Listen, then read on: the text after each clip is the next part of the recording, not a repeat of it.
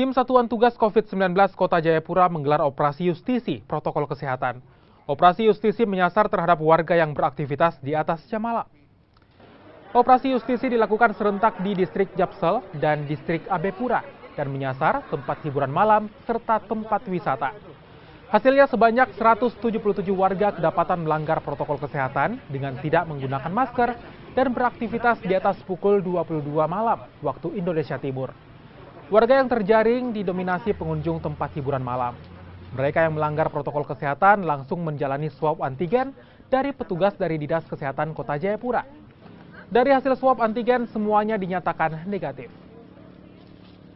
Antigen kepada mbak-mbak abang sebanyak 45 dari 45 semuanya negatif.